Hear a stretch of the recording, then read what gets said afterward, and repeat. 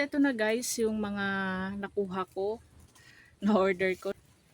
Oh, may red angel na kasi ako guys, kaso tingnan nyo naman ang liit-liit pa. And nabili ko to ng 100 pesos. Buti na lang nagka baby shot. Ito, nabili ko ng 150 lash na. So, kinuha ko. Tinaray ko lang naman. Kasi syempre makukuha kong mga plants, yung mga ganitong presyuhan, yung mga old varieties na. And itong si Peach Panama, 150 din. Ayan. So, ito nagka-yellow leaf na siya. So, ito-check natin yung roots kung okay ba. Baka may nagro-root rot na, sana wala naman. And ito pala, natatawa ako guys. Akala ko siya si Red Hengheng. Kasi dun sa picture, ang ganda. Parang namumula talaga. Eh, meron na akong ganito. Tingnan nyo guys. O, si Green Hengheng lang naman. Ito. Ayan. Ano ba yan? Pero okay lang naman. Nakuha ko siya ng 100 pesos. Malay natin, mag-mutate siya. Talagang magganito siya. Mag-red hengheng. So, ayan. Sabi niya kasi si red hengheng. Ayan, kinuha ko. And 100 pesos. Tapos, meron siyang mealy bag. Ito. Ito. So, i-sprayan ko mamaya. At baka mahawa pa yung mga plants, mga iba kong plants. And ang gagawin ko muna pala, parang tatanggalin ko na yung mga plastic, papahingahin ko muna sila ng mga ilan days or after 1 week bago ko i-repot. Kasi na-stress pa to guys, for sure. Ayan. So, ito si Red Angel. Ito check natin guys kasi Tuesday pa to daw ng shinip. Ano na nga, ilang araw na nakalipas. At least buhay sila. Ayan. And kung nakikita nyo ganito si Red Angel, siguro sa kinala or dati pa bago sa akin isinip ni seller is tawag yan, dito lang nakaharap siya yung sunlight. So iikot lang natin yan guys. Ganyan.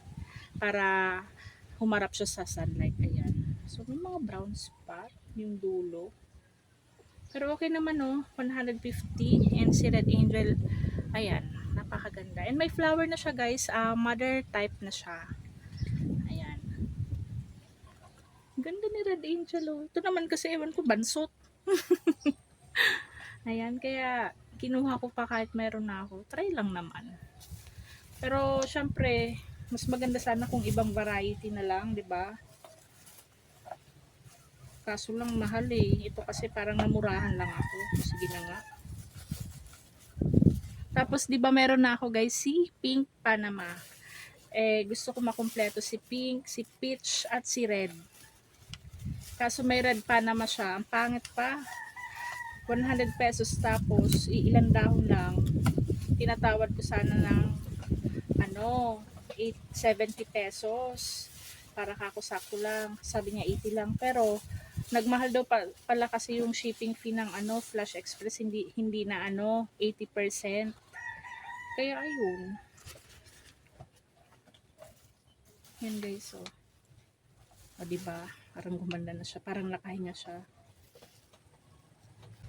Pero pwede na din 'to i-propagate si Tingnan nyo, oh. Wala ko talaga si Red Hengheng. Ano ba yan? So, i-repat natin na lang sila guys mga after 1 week. Ayan. So, kasi diba na-stress pa sila. Ilang araw din silang, Monday pa ata. Oo, mga ilang araw silang nakakulob sa box. So, yan. Ito muna sila gagalawin. And, maybe pag 1 week to 2 weeks. Depende kapag meron akong time, i-repat ko agad. Pero, sana hindi ko pa, mapigilan ko na wag muna silang i-repat. Ayan. Kasi syempre, tingnan nyo, stress pa sila. Kawawa naman. May lang siya, may issue lang dito sa isang dahon niya, pero okay lang naman yan. And ito yung issue niya, itong may nadilaw na yung bottom leaf niya. Pero hindi naman siya mushy guys, kasi hindi naman siya mushy, kaya okay lang yan. Ayan. Maliit pa itong propagation lang niya ata to si Peach Panama. Kasi yung Pink Panama, maganda, malaki yung dahon niya. Siguro ito kasi, doon sa picture kasi talaga is parang dominant yung pagka-red niya. Kaya sabi ko, iba siya sa nandito sa akin. Kasi yung dito sa akin is si Green Heng Heng. So, akala ko talaga siya si Super Red. Pero hindi pala. Mali ako, guys. So, nakakadaya talaga minsan sa picture. Ayan. And dito sa picture, kung titingnan mo, akala mo malaki. Pero in person, hindi pala. Pero okay naman at si bawi na lang tayo dito kay Red Angel. Super Red Angel. Ang ganda, oh. Ayan. So, balikan na lang natin to guys, mga after 1 to 2 weeks para i-repat. At ito na pala guys, si Red Angel, si Peach Panama, at saka si Red Heng Heng. I-repat ko na siya after 1 week. Ayan.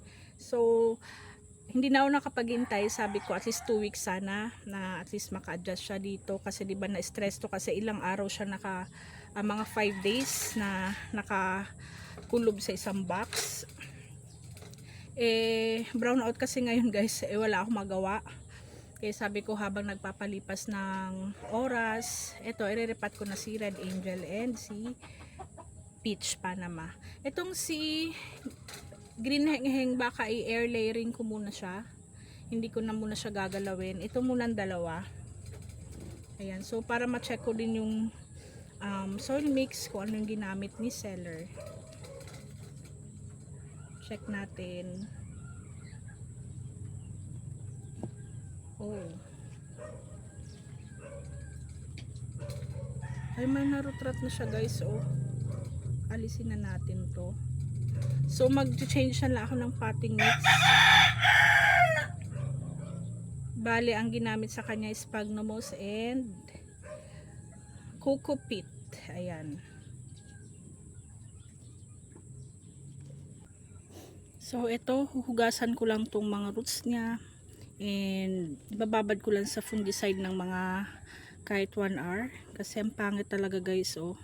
May mga narutrat. And, check ko na din itong si Peach Panama. Tingnan natin.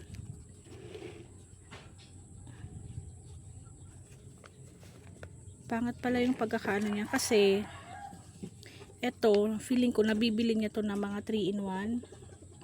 Tapos, sinaseparate niya na lang para ipagbili ng per piece. Ayan. O kasi doon sa pinagkukuhanan ko ng ng plants, bali pala doon din kumukuha si seller sa binibilhan ko. Hindi naman ako kumukuha ng mga 3-in-1 kasi sabi ko hindi naman ako magbebenta, pero mas okay sana kasi para mas maka-discount. Kaso ayan, hindi sabi ko yung mga single stem lang kinukuha ko. So, ito si Peach pa naman, medyo okay naman yung roots niya. Healthy naman. Tapos, check natin kung mushy. Hindi naman, okay naman. Ayan. Pero, ang payat niya, oh. Yung pink pa naman ko, medyo mas dito. Medyo mas mataba. Hindi katulad nito ni Peach Panama. And, ito si Red Angel.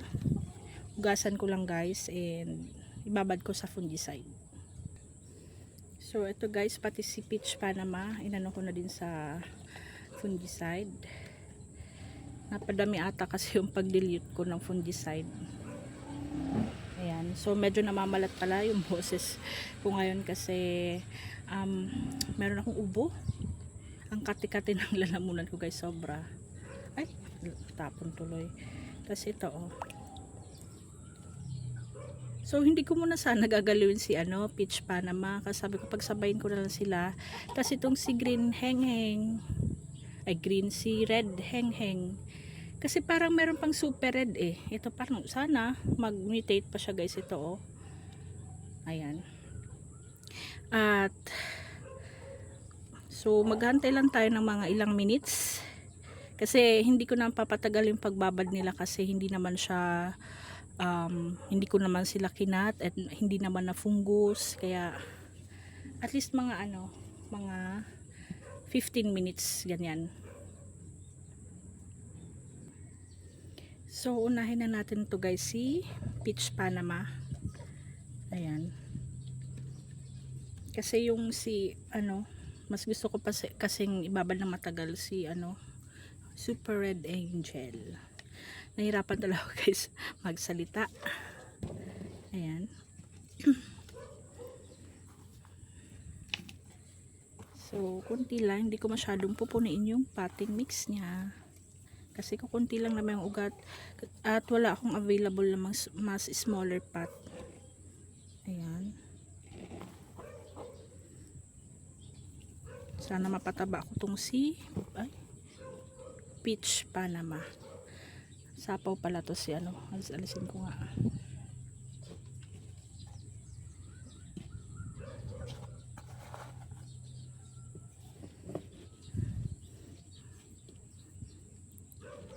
Tapos, ididilig ko sa kanya tong pinagbabaran ko sa kanya yung fungicide.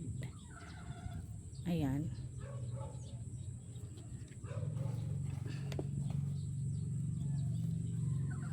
Tapos kasi super lakas ng hangin dito sa amin, kaya yung iba kong plant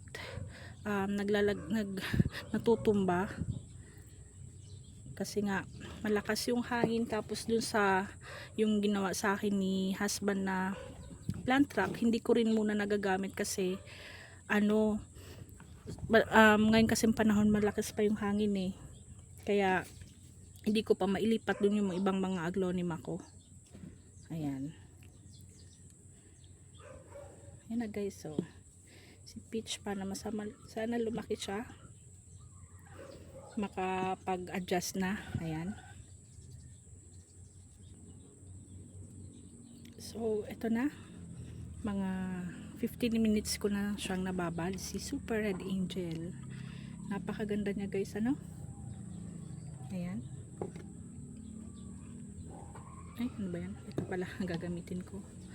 Tapos kasi yung tingnan yung stem niya, ang payat niya lang, tapos ang laki-laki ng dahon, mabigat, kaya hindi siya straight talaga. Ayan. Pero gawa na lang natin ang paraan para hindi halata kapag nilagyan na natin siya ng potting mix.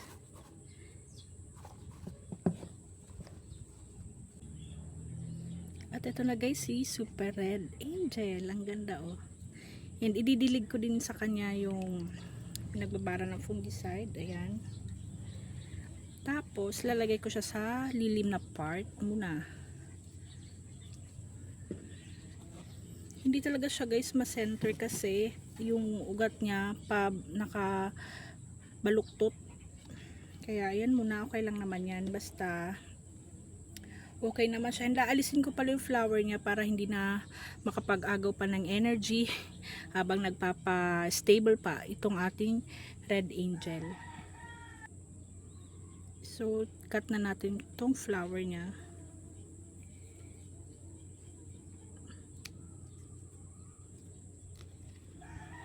Ayan.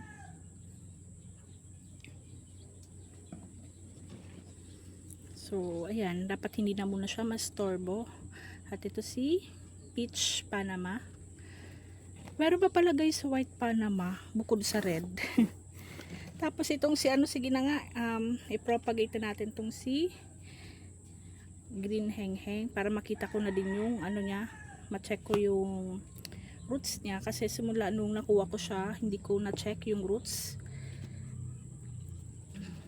Yung okay. Ayan.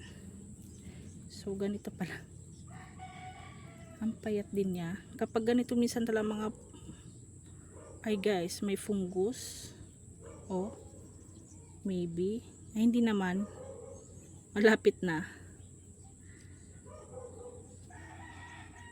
At ang payat ng stem diba?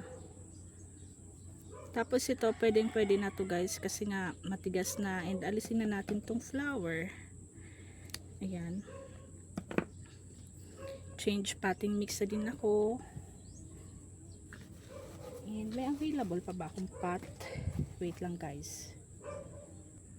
Eto, nakakuha pa ako ng isang pot.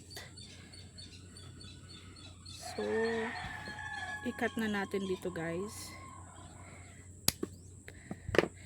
Tapos babad sa fungicide. Sayang kasi.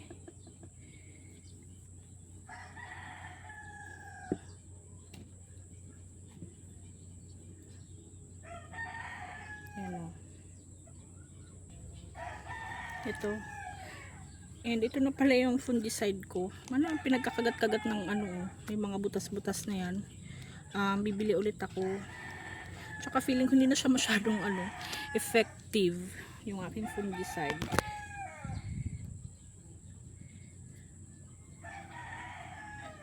Ayan na siya guys. So, ito na.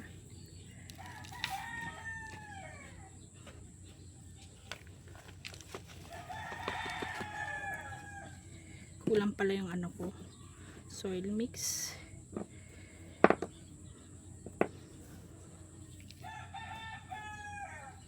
At ito na pala guys yung update after 10 days kina Peach Panama, kay Red Angel, and kay Green Hengheng. Ay, Red Hengheng Aglonema. So kung nakikita nyo si Peach Panama, ang medyo pangit yung dahon. May nag-brown, so aalisin ko na yan guys. Kasi pangit na, sana hindi maubos yung mga dahon niya. Ayan. So alisin ko na guys. And ito si Red Angel, okay naman, stable na. And si Red Hengheng, ito okay naman siya. Medyo si Peach pa na malayong medyo pangit yung dahon niya. Sana magdire-diretso yung pag stable. 10 days pa lang naman. Ayan.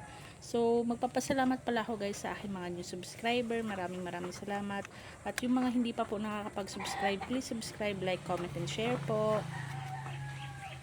Maraming salamat. See you on my next vlog. Ingat kayo lagi. Bye-bye.